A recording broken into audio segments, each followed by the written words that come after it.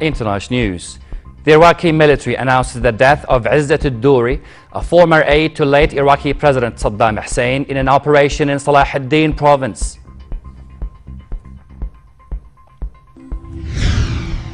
As fighting intensifies in Yemen, the United Nations launches an appeal for around $274 million to meet the humanitarian needs of the country over the next 3 months. And a crazy operation. An Italian neurosurgeon says he's getting ready to carry out the first ever human head transplant within 2 years.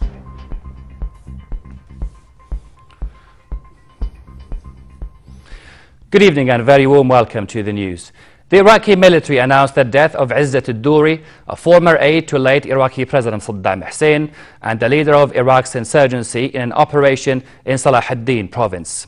An Iraqi military general who was leading the operation told Iraqiyya TV the man had been killed, and the station broadcast a photo of a dead man who looked like al-Duri.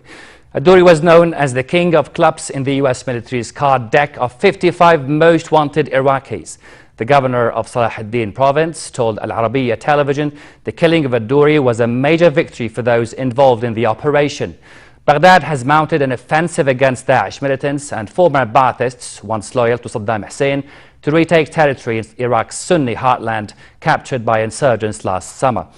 A spokesman for Iraq's former Ba'ath party, however, said in comments to Iraq's Al-Hadath TV that the reports of al-Duri's death were false. A car bombing struck near the U.S. consulate in Iraq's Kurdistan's capital Erbil, reportedly killing 3 civilians and injuring 5 others. A police source said the large explosion occurred in the Christian neighborhood of Ain Qawa, popular with Westerners. The Daesh terrorist group claimed responsibility for the bombing that struck outside the gates of the U.S. consulate and compound that houses diplomats and staff. Witnesses reported that gunfire erupted after the blast, but has since stopped. According to initial reports, security guards tried to stop an attacker, possibly in a vehicle, when the explosive detonated. A source at a nearby hospital confirmed the 3 deaths. Also in Iraq, Iraqi security forces fought Daesh terrorists at the gates of the western city of Ramadi. Local authorities warned it was in danger of failing unless reinforcements arrived soon. Police sources and provincial council members said the militants were no more than half a kilometer from the center of the capital of Anbar province, and many residents were rushing to leave. A spokesman for the Defense Ministry played down the threat to Ramadi and said the army would soon launch a counter-offensive to reverse Daesh advances in the area.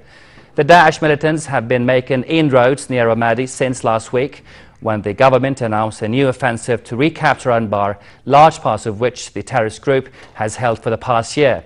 The insurgents suffered a major defeat this month when Iraqi troops and paramilitaries routed them from the city of Tikrit, but are now striking back in Anbar and at the country's largest refinery in Beiji.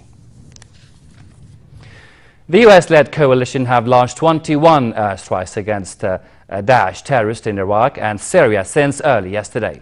A statement by the Combined Joint Task Force leading the operation said the coalition staged 13 of the strikes across Iraq, including 2 near Ramadi that hit a unit of the militant group. Other strikes hit near Mosul, Fallujah and Sinjar, among other cities. In Syria, 8 strikes staged near Al-Hasaka and Kobani hit 5 units of Daesh and destroyed various fighting positions and vehicles. Syrian President Bashar al-Assad said the latest UN effort to solve the crisis in Syria will fail if foreign states backed what he called terrorists. In an undated interview in Damascus, al-Assad said Turkish support was the main factor that helped insurgents to seize the northwestern Syrian city of Idlib from his government's control last month. A Turkish government spokesman denied the claim. Here's more. Syrian President Bashar al-Assad says the latest UN effort to bring peace to Syria is doomed to fail if foreign states continue to back what he calls the terrorists his government has been fighting. If we want to look at the conflict in Syria as only internal conflict between Syrian factions, that's not realistic and that's not objective. Actually, the problem is not very complicated, but it became complicated because of the external intervention. that external intervention has been aimed at helping moderate factions unseat Assad while simultaneously fighting Islamic State. The undated interview in Damascus comes amid new efforts by the UN to bring about peace talks between all the Syrian factions and other countries, despite the failure of talks last year. The UN says its mediator to Syria, Staffan de Mistura, is already engaged in discussions on the process and is due to brief the UN Security Council later this month. But Assad continues to insist that the world needs to let Syrians solve their problem, a problem that's now in its 5th year and is thought to have killed some 220,000 people. The United Nations launched an appeal for about $274 million to meet the humanitarian needs of Yemen over the next 3 months, as fighting intensified in the south and airstrikes pounded 18 of Yemen's 22 provinces. Saudi-led jets bombed troops loyal to former President Ali Abdullah Saleh and their Houthi militia allies in the capital Sana'a. In the meantime, fighters of Al-Qaeda in Yemen have taken control of the city of Mukalla, the capital of the southeast province of Hadramaut, including its airport. Here's more in this report. The air raid and sea campaign continued to target Iranian allied Houthis convoys, missiles and weapon stores and cut off any possible outside reinforcements. Airstrikes by the Saudi-led coalition hit the capital Sana'a, while naval artillery hit coastal areas east of Aden. The Houthis tried to launch an attack against us in Aden and around Aden airport, but our forces, with support from Operation Desert Shield airstrikes, managed to thwart their attack and will not allow neither the Houthis or anyone other than the Houthis beyond here. The Saudi-led alliance has been bombing the Houthis since March 25th. After the Houthis overrun most of the country, closed in on the southern port city and forced President Abd Mansur Hadi to flee to Riyadh, fueling speculation that former President Ali Abdullah Saleh might seek a political settlement that protects him and his family. Saleh said in a post written on his Facebook page that he would not leave the country. Meanwhile, the United Nations launched an appeal for around $275 million to meet the humanitarian needs of Yemen over the next 3 months. The UN demanded that the Houthis stop fighting and withdrew from areas that have seized, including the capital Sana'a. We've just released the humanitarian flash appeal. It calls for almost $274 million to urgently meet the life-saving and protection needs of 7.5 million people affected by the crisis in Yemen. The International Committee of the Red Cross also increased this year's budget to the all-time high to pay for the organization's response to conflicts in the Middle East. The Yemeni Red Crescent had 3 or 4 of their people killed in the line of duty. They were really evacuating wounded people and they were targeted and killed. So this is an extremely difficult situation. We have always again the situation that also healthcare workers and hospitals are attacked. And what we really try to do is to continue to help and to be on place together with the Yemeni Red Crescent. A humanitarian crisis now is looming over the war-torn country, where there are shortages of water, food and electricity, while thousands of families have now fled their homes as a result of the fighting. Loy Balkar for the news at 10. In a crazy project, an Italian neurosurgeon says he's getting ready to carry out the first ever human hair transplant. Dr. Sergio Canavero has already found a volunteer for the controversial operation. Terminally ill Valery Spiridonov from Russia, who says he wants to help in any way he can to make a huge scientific breakthrough. Canavero says he's preparing to carry out the operation within 2 years, and according to his estimates, the procedure would see Spiridonov's head being attached to the body of a donor through a process called spinal cord fusion.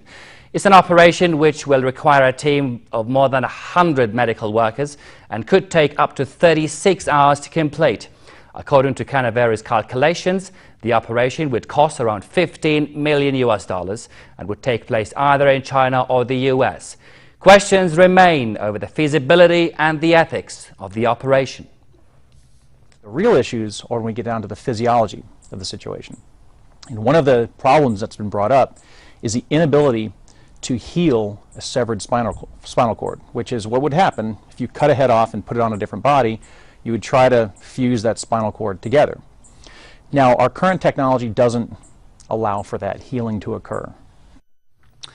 Let's take you to Belgium, where two baby clouded leopards debuted their spots at Omni Zoo in Ulm. The brother and sister, who are yet to be named, are a little over a month old. A biologist at the zoo said clouded leopards can be found in Southeast Asia and are endangered because poachers hunt them for their skin.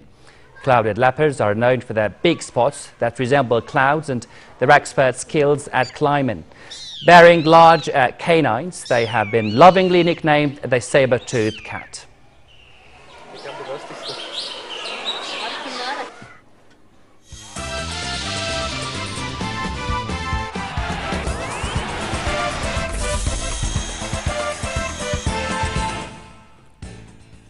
We begin with tennis and the Monte Carlo Masters. Top seed Novak Djokovic, 14th seed Gael Monfils and Thomas Berdych all qualified for the semi-finals. Novak Djokovic thrashed Croatian 8th seed Marin Cilic 6-love, 6-3.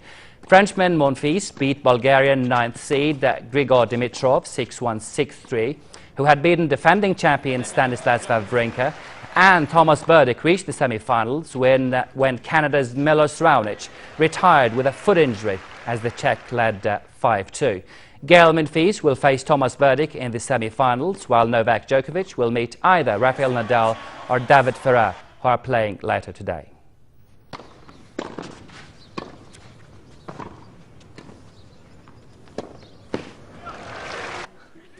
Real Madrid Karim Benzema limped out of a training session with a knee problem. Coach Carlo Ancelotti said the forward will miss tomorrow's La Liga game at home to Malaga. Benzema, who picked up the injury in Tuesday's 0-0 Champions League quarter-final first leg draw at Atletico Madrid, should be fit for the return game at the Bernabeu on Wednesday. Losing their first-choice striker, even if just for one match, is a blow to the European champions at a crucial stage of the season. Now, a look at the weather forecast. Chilly in most regions tonight with low clouds and northwesterly fresh winds. Tomorrow, pleasantly fair weather is forecast for much of the hilly areas, with highs reaching 21 in the southern rose-red city of Petra and some pleasant spring weather up north, around 23 degrees forecast for Jerash. Winds will continue to be northwesterly moderate. It will be warm across the Jordan Valley and relatively hot at the Dead Sea area, where highs are expected to reach the 30-degree mark. Further south, the Port of Aqaba should enjoy a warm day with northerly fresh winds and calm seas. The weatherman warns of poor visibility later tonight due to hill fog. Next are the lows and highs for tonight and tomorrow.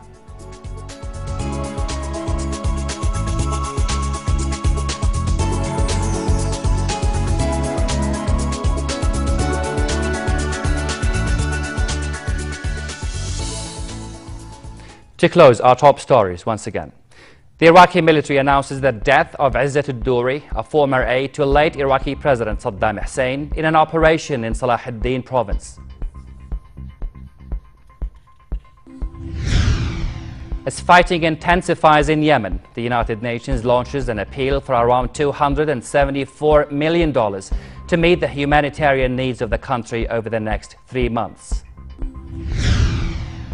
And an Italian neurosurgeon says he's getting ready to carry out the first ever human head transplant within 2 years. And that's the end of tonight's news. My name is Raad Liptoush. Thank you so much for your company.